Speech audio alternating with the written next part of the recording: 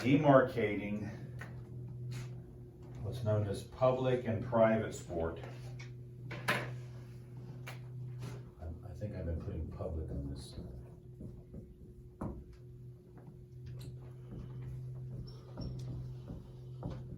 We are privateers. We love to work in the private sector.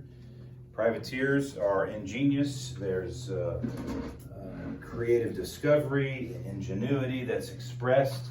We're very profit motive oriented on the private side. We like to start businesses and expand products and develop new products and new informations and new events and all kinds of stuff. And so your creative discovery in entrepreneurs and engineering-minded individuals is largely going to be found on the private side. It's not entirely devoid on the public side. There are wonderful entrepreneurs and very engineering individuals who work in the government sector. So government sector, government organized, government funded, government oversaw sport. Private, it's simply non-gov. There's the biggest, not the only difference, lots of difference, the biggest difference. So out of that, financial models, administrative models, leadership models, all are derived out of that kind of overarching structure. So we have a lot more flexibility over here. So much more flexibility. We can organize our companies with more or less people. We can pay more or less on the top or bottom. We have some businesses that have union agreements and unions. We have others that have collective bargaining arrangements. We have others that are neither, that are owned by families, like the Steelers or the Mara family, the Steinbrenners, individual families. You can get together, a group of you, and put together $50 billion, and you can buy and start and make your own team. And if any of you do, I want to be your CFO, so let's work on that together, please. So we have so much ability to have a variability of many things. For example, our organizational structure.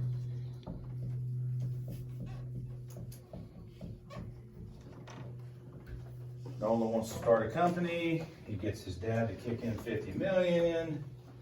We get it going. He hires me to be the CFO at $1 million a year. I can start with that. I'm okay with that.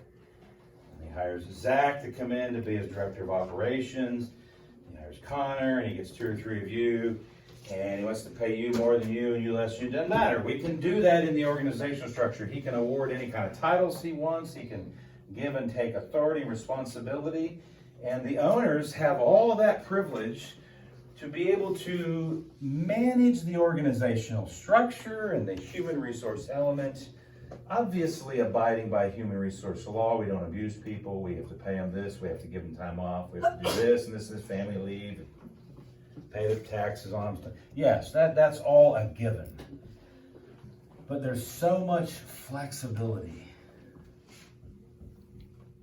to be able to really creatively do the things you want to do on the private side of the marketplace. Not just the sport marketplace, but the marketplace as a whole.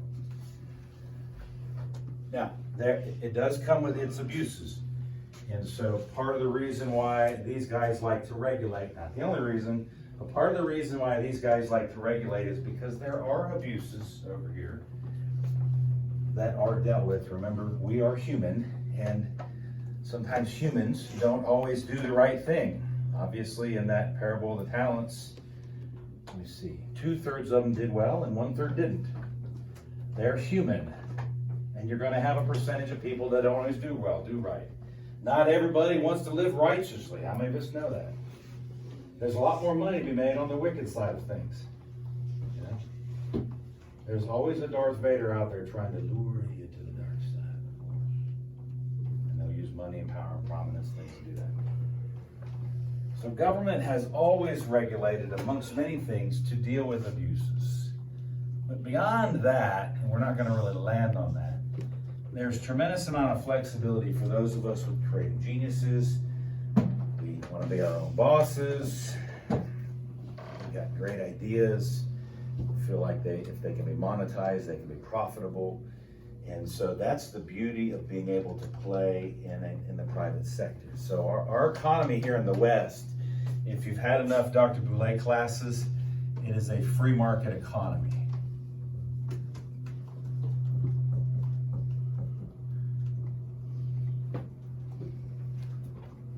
Does anybody know what that means before I give it face and name? Free market economy. Can anybody tell all of us, including me, what that might be? Just raise your hand so we don't all shout out at once. Yes. It means that there's few, if any, regulations on the market in terms of what can be sold at what price point and who can sell what. Okay, it's not necessarily there's a few regulations. It's more than that. Who gives those regulations? Less government regulation. So it's government command and control, right, at the start of it. So anything that is not a free market is known as a command economy. And somebody has to be the commander. And around the world, it's the governments. Whether it's in a Marxist society or a communist society, a fascist society or a socialist society, there are commanders who want to commandeer things. And they want to dictate and direct downward. Now, it's needed in some instances. You've got to tell the military what to do, and they have to listen to the direction and orders, and it works better. It works better when there's a chain of command, and the chain of command is honored, etc., etc. And then that's no different over here, but in a lot of instances, the command economy does not allow for this. Communication to go this way, ideas to go this way, liberties and freedoms to be exercised, creative and geniuses, upward mobility. If you want to rise up to get a better job somewhere else, it doesn't allow for that. I used to travel around the world and do business for the sport profession, and I've made 12 trips to Asia. And I remember being in one Asian nation, and all of the health clubs were owned by the government. All of the gymnasiums were owned by the government. All of the swim clubs were owned by the government. Now, there were a couple of private, elite clubs. And when I say private and elite, they were very few and very uber elite wealthy. But all of those other public sector entities were owned by the government. And I remember talking to a series of staff. I was at one of those facilities doing some work, and I kept getting the same answer. I was like, well, what if you want another job? If you want to make more money? Or if you're tired of this position and you want another, could you apply for another position in this organization or in another one? And the answer is always the same. It was no. I work where they tell me to go. And when they tell me to go and how they tell me to go. And some people were pigeonholed and stuck in these positions for 5 and 10 and 15, 20 years. And there was no upward mobility, there was no lateral mobility, there was no way to get out of it. You did what they told you to do. That ain't no fun. So it stymies. When you have this command economy, it stymies a lot of things. Free market economy. I really think that the key word is free.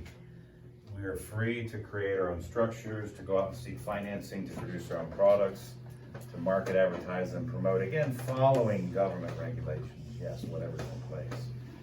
But there's such freedom in a free market society that allows us to be far more expressive, allows us to make decisions that are more influential in my own lives, allows me to, if I want to choose upward mobility, to go after it. If I'm happy here, I don't have to. But at least I have the privilege and the options. Over here, they got no privilege, no options. And so the free market economy, and in particular here in the West, in the private sector, you'll find that far more prevalent. Now, public sector government in a free market economy, you can still apply for jobs. There's still a lot of the freedoms expressed over here, but we still see this government mandated, government controlled, government influenced, bureaucratic, large bureaucratic state influenced kind of model in place. Now, the upside to this is that public sector sport is always service minded. And that is one of the upsides, is that it is always looking out for, or so it appears, the good of the public sector. And so that's not just inclusive of those that have money, it's not just inclusive of those that have transportation or can buy subscriber-based stuff. It is inclusive of everybody. And so one of the things I really like about the public sector sport is that no matter what school your child goes to, they get a chance to play sports in junior high and high school. You get a chance to try out for the team. You get a chance to do that. We created a really good sport model that's tied into the educational system.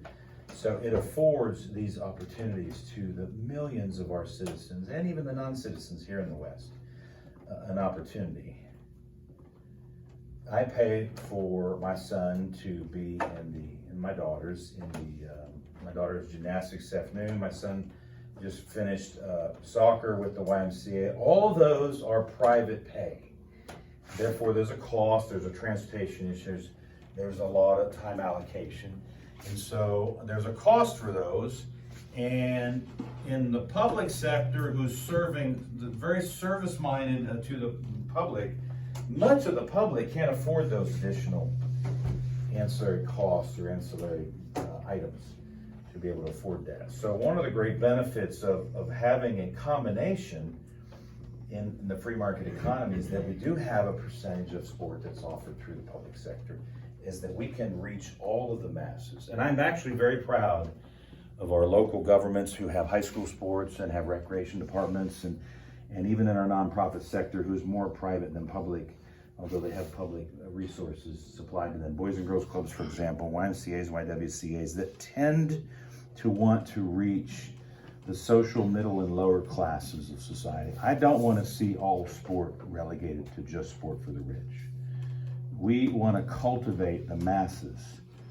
And if you want fans to come back and watch your sports and attend your games and buy the fandom to buy your merchandise, you must cultivate the public sector as well as the private sector. So there's actually different people groups we serve or service here. So who affords sport in the private sector? Well, people that have resources. Here in the West, because we're very economically oriented, you have a lot larger populace of people that can afford to buy private sport product, hence the continual uprising of more gymnasiums and more health clubs and more sporting equipment and sporting ventures and sporting games and just everything. The sporting opportunity abounds here in the West. And that's accredited to the fact that we have resources. If you were to go to a foreign country today that is not a very well-off foreign country, would you see the same sporting climate? Probably not. No. Because they can't afford it. So one of the things that's benefited the West, whether it be free market or command market, is that we have a strong economy. The econometrics, that might be a term Mr. Entrigan and Dr. Boulay uses, but the overall economics of our society, the econometrics here in the West, allows for, you're being raised in a society that allows for lots of private and public sports. If you're raised in Ethiopia or Costa Rica or in Singapore and Malaysia, if you were raised in Vietnam or Indonesia, you would not have the resources or the access to all of the sport-based programming that we have here today. So not only do we have a free market economy, but we have a well-advanced sense of economy, econometrics. Now let's go back to the values of a free market private sector.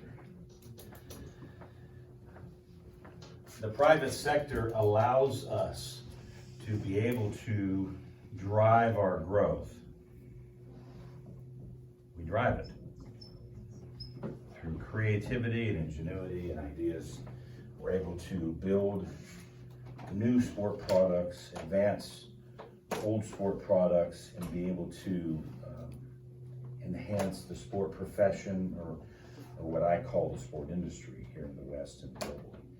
And that gives us more opportunities. So the truth is, it allows sport management graduates more opportunity to go and work in the profession and do the things that we really like to do. The public sector, though, they actually do a lot to support the advancement of the private sector. So we're never going to be dismissive. Not only are they service-minded, but in some regards on the local level, and really even on the state level. But I'm going to start at the local level. They're very sport and entertainment-minded.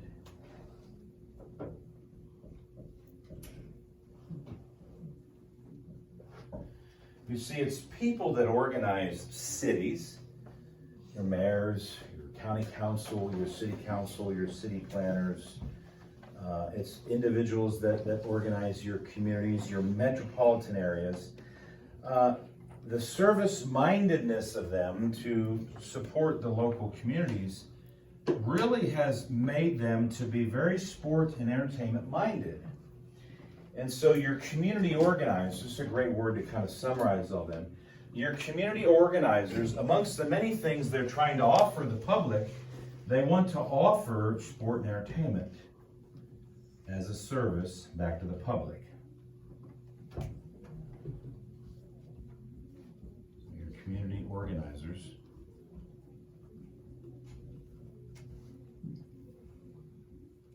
like to organize sport and entertainment. Now, there is a historical connection to that. When you go back to, for example, ancient Rome, the public community organizers were the ones who built the Colosseum and the Velodrome.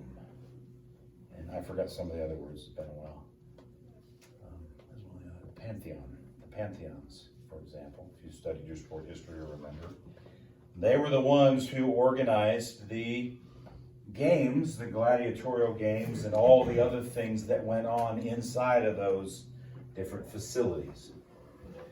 They did that to entertain the public, they did it to feed them, they did it to keep them committed to public life, and also to get reelected. The more service they provide in entertainment, the people would vote for those politicians. It allowed them to stay in power. It's not really different than today. So in the ancient Roman culture, during the Roman Empire, it was your community organizers who built many of those original entertainment centers. Now, are we any different today? No. It is your community organizers who build the stadiums today.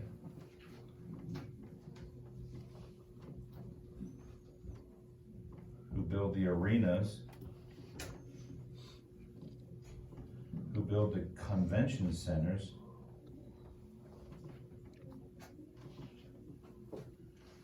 That lease out time and space to the NFL franchises and the MLB franchises and NBA franchises and the soccer franchises, so that those franchises can operate in those communities and provide a service to the communities. No different today. And one of the greatest benefits we get derived out of particularly the local public sector or local government sector is that those community organizers are the ones that put together the packages to fund and build the stadiums, arenas, and convention centers. And they'll do that as nonprofit facilities. So the facilities are built as nonprofit facilities serving the local government. And then the local government turns around and leases space or ice time for a hockey team or time on, they'll lease space in these facilities to your franchises. And that's what we call a public-private partnership.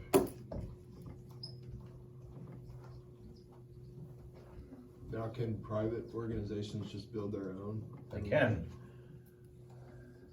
Too costly. Takes too long, and they usually don't. So today, 95% of all stadiums, arenas, and convention centers that host either one or more professional sport franchises, or places like the Bilo Center downtown, the Palmetto Expo Center that has constant events that turn over, those are actually owned and operated by the local government. The local government, the public sector sport offering. They own the facilities, and they lease the facilities out to franchise owners. So if you're a hockey team and you rent space and ice time for 12 months, if you're a baseball team and you rent the field and the facilities for 12 months over a series of 5 or 10 years, or if you're just coming in for a weekend series of events at like the Bilo Center or a convention center where something is moving around. You know, maybe it's the ice skaters or the tennis folks or whatever, where they're just renting facilities for a handful of days. I recently took my son to the monster trucks, and they go around and they do all the shows, and well, they're just renting it for 2 or 3 days. They come do their thing and then leave. And I took my family to the King and Country concert. They come and they rent for a day, they pay the fees, they do their concert, and then they leave. And so that's how that works, is that the facilities are owned and operated by a public sector set of individuals. The community organizers will have a department that runs these. They fund a certain portion, and then these guys are required to rent and sell and utilize. And so there's great jobs in this. You can work for stadiums, arenas, convention centers on the public side. You can work for the stadiums, arenas, convention centers on the private side, or even on the combination of the two. We have some that kind of cross over. And so that's where these two groups kind of merge together. In the last 25 or 30 years, the public-private partnership has been the key to advancing not only stadium development, but professional franchises remaining continuous here in the West, is they have to have a place to play. The owners want a place to play where it generates tickets and sales and notoriety and brandedness, and so every so often they demand for upgrades or they threaten to leave. You see that a lot. It's a great way to hold a city hostage. A city wants to keep a team there because it's entertainment. They put a lot of money into it. There's a lot of jobs there. So the community has to give up a little more concessions to the franchise owners. And what I mean concessions is, for example, they split the ticket revenue, or they split the parking revenue, or like the city says, we'll pay the insurance, you pay the employees, we'll pay for the water main breaks, you pay for the water you use, that kind of thing. So there's a delineation of who pays for what in this partnership. When you're a franchise owner, you have to pay for your utilization, which is your operating costs. When you're a stadium holder, like a city, you have to pay for a number of things. There's debt service on it, any upgrades or facility enhancements, any significant things that break, like the HVAC unit or water leaks or doors that break. You know, so all that's spelled out in the lease arrangement of the public-private partnership. The lease, I've seen a lease a long time ago, probably hundreds of pages today in the major sport franchises, but these public-private partnerships have become ideal for us to be able to advance the sport profession here in the West. We can still very savvily run our businesses, and we don't have to own facilities. Now, some private owners own a few facilities, but there's just not very many, honestly. There's only a handful of major owners that own the facilities, because if you know much about facilities, the minute you build it, it begins to depreciate. Not only does it depreciate in value, it begins to decay. Well, owners are after what? Are they after depreciation or are they after, Appreciation. so they want assets that appreciate. So why build a $1 billion stadium, and the minute you open it up, it's gonna start to decay and decline in value? Well, some do, most don't, and most won't. It's not a smart investment, and they know it. If any of you have ever oversaw a building or managed a building or a facility, they just wear. And there's a lot of maintenance costs, and those costs have to be shared. So the wearing and the facility decaying and the maintenance and upkeep is largely maintained on this side of the equation in this partnership. So when you're a franchise owner, you can not push off, but you can actually subrogate some of the more expensive facility costs. And so what happens is the cities and the communities and the counties, the states, they absorb that, but then they get to keep 60% of the ticket revenue, or 80% of the parking revenue, or 10% of the licensed merchandise. All of those variables are factored in there. So the franchise owner has to give up some of the revenue so that the city actually gets revenue. Now, on top of that, there's a lease arrangement. So this guy is paying a lease payment to this guy. And that, again, could be annual payments, could be monthly payments, could be quarterly. So however they schedule that can have great variability. Yes. So if